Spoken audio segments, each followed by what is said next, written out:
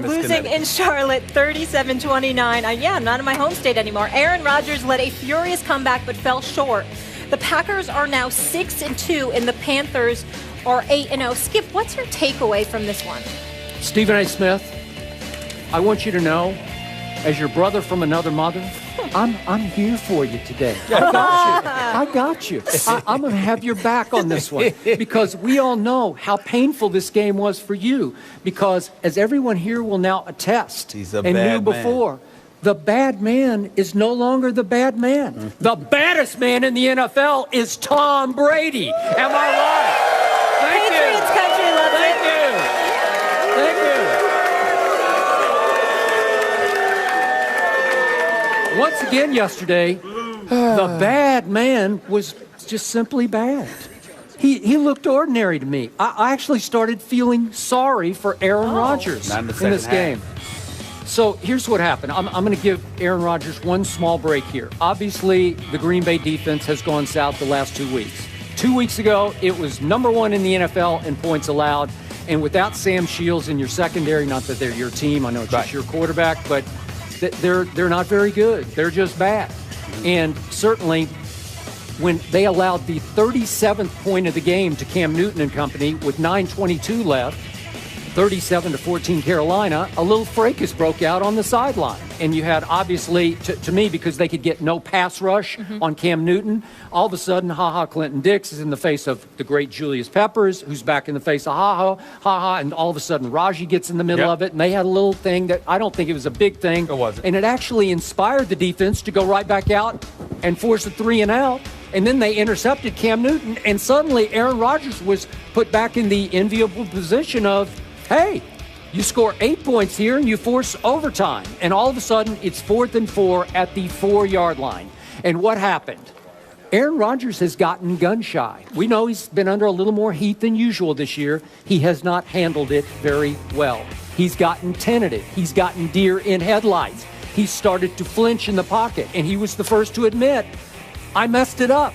I got scared because I saw something, meaning a pass rusher, instead of Randall Cobb breaking immediately open, and we see what happens with Tom Brady behind a makeshift offensive line.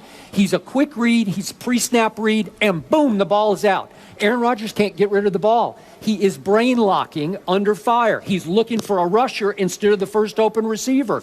And he flat out did not see Randall Cobb for what even Aaron Rodgers admitted after the game. He was big about it. He stepped up to the mic and he said that was a pitch and catch touchdown that I should have thrown. And again, they would have had to go for 2 to force overtime. But that's what Aaron Rodgers has degenerated into this football season.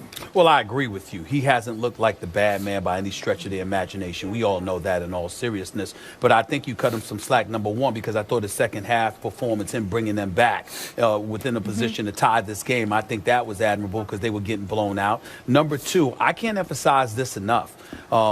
Listen, the loss of Jordy Nelson is devastating because Randall Cobb hasn't been what you thought he would be over the last 3 games. The first 3 or 4 games this season, he was formidable. Over the last 3 games, that hasn't been the case. More importantly than that, I mean, listen, we talk about a James Jones, we talk about an Adams. They're decent. We know this. But Jones, you remember the Oakland and the Giants? Neither of them wanted him. He comes back to Green Bay where he had connected with Aaron Rodgers for many, many years, so we know what he can do with that. He made him look good first half of the year. But this guy, Richard Rodgers, that's the devastating blow to me because at that tight end spot, you need somebody that draws attention between the numbers so you can attack outside. If you don't have to worry about somebody in between the numbers but so much, then, you're able to key on the outside. And if you're able to key on the outside, then it's tougher for Randall Cobb and those guys. Randall Cobb is a really, really good 1,000-plus yard receiver, no doubt, but he's a really, really good number 2. He's not necessarily a number 1, but he's the best receiver that you have. And when you've got to throw outside the numbers and you're not drawing any tension between the numbers, I think that inhibits you to some degree. All of a sudden, Eddie Lacy wasn't running the ball effectively as well. Lacy and Starks were supposed to do the job. So there are things going around, and the level of protection that Aaron Rodgers was getting from time to time wasn't there. Now, he can't be absolved because at the end of the day, he's that bad man for a reason. I've seen him play better under equal amount of duress. So I'm not making an excuse. I'm just simply acknowledging, let's be clear about something here. The things that he normally was was capable of doing, he can't necessarily do now because the offensive line is suspect. The play calling still seems to be an adjustment. You've got receivers. None of them are elite on the outside. You have nothing to point to in between the numbers at the tight end spot because Richard Rodgers ain't cutting the mustard. And then on top of it all, your running game doesn't scare anybody. So the combination of all those different things, you remember, they don't have to stack the line of scrimmage to get to neutralize Green Bay's running game because those guys don't perform at an elite level at this particular moment of time. They're good, they're solid, they're strong in between the tackles, but they don't have any elusivity on their resume and their repertoire, rather. So because of that, what happens is it's all about Aaron Rodgers. And it ain't just up to him to throw the football. He has to be a quote-unquote playmaker because he has to exceed expectations because of the limited stuff that he's doing. Then you take into account, what are the 2 games they lost? They go up against an elite defense in Denver, even though it didn't look like one last night against Indy. It did look like one all season long through the Green Bay game, okay? And then the offense is stockpiling 500 yards against the Green Bay's defense. And then you follow up the Denver defense with the Carolina defense. I mean, these are 2 of the better defenses in the NFL. It ain't like Aaron Rodgers just woke up one day and was going up against the Giants or Rob Ryan's New Orleans Saints. He was going up against Denver and then Carolina. And the opposition was going up against Green Bay, who I told you their defense was suspect. Sam Shields being without them is a devastating loss because they ain't that good with him there. So you know they ain't going to be that good with them with him going. And Clay Matthews, how about getting that Cam Newton? That ain't happened yesterday. So all of those things being considered, Aaron Rodgers had the deck stacked up against him. He didn't respond the way that he's capable of responding. He's lucky because he's got a bye week next week. I'm talking about the Detroit Lions. That's a bye week, in case y'all didn't know. It's a bye week. So the point is, he'll be just fine.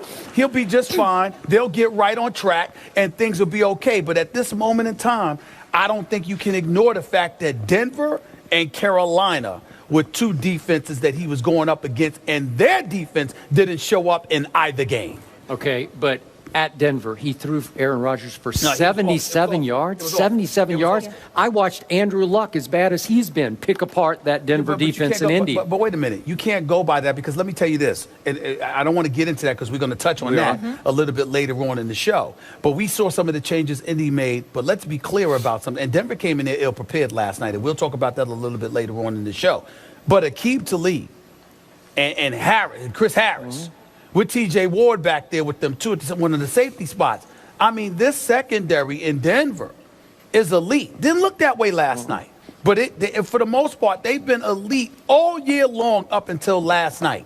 And Aaron Rodgers, I dare say he hasn't had a lot to work with. So I'm going to ask you this question that I asked you again last Thursday, I think it was. Yep. Is it possible we're seeing that Jordy Nelson made Aaron Rodgers more than vice versa? No, I don't think it is. I think that what happens is that Jordy Nelson helped make Randall Cobb.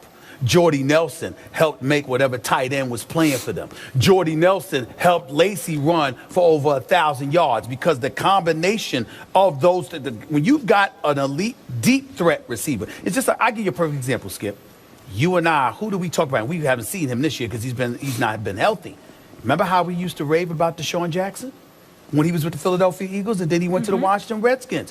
What we said about him is that he was an elite deep threat, one of the elite deep threats in the game of football. So because of his presence alone and the attention that you had to pay towards him, you couldn't key on other guys the way you normally could. We both, so if that was the case, Jordy Nelson clearly is a deep threat for Aaron Rodgers. And Jordy Nelson with Randall Cobb speaks for itself. When you look at Aaron Rodgers throw a football, again, I watched the game, all right? I haven't covered it nearly as long as you have, so I'll defer to you on that level. But I listen to NFL aficionados all the time, and they tell me they have never seen somebody throw a football like Aaron Rodgers. It's just that over the last couple of weeks, it hasn't looked impressive. Have they seen Tom Brady before? They've seen Tom Brady. No, I'm serious. Wait a second. Well, we're going to get there. Well, does Tom Brady have a deep threat? I haven't seen one this year. I've been watching. I'm waiting for a deep threat. I don't see one. What you're doing is you're doing Molly's job because you don't want me to go to that subject yet. We're going to Tom Brady next, are we not? After commercial? Are we not doing that? Or you want to bring it up now?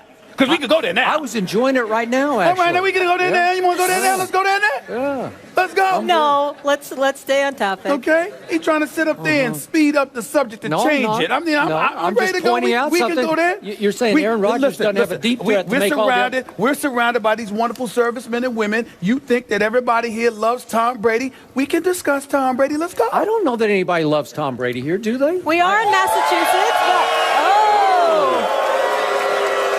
We can do that. We can do that. We can do that. I will acknowledge, he does look sharp in those suits when he's walking in the court. I think he looks sharp in the pocket. That's where I think he looks sharp. No, I'm just saying. Yeah. I'm just saying. I agree on both those subjects. So now the Vikings tie the Packers at 6-2 atop the NFC North. Shells, relax, don't worry about it. Oh, by the way, we don't even know if Teddy Bridgewater is going to be playing next week. After that. We're going to get into that because Mike Zimmer was hot, and we're going to get into that whole subject.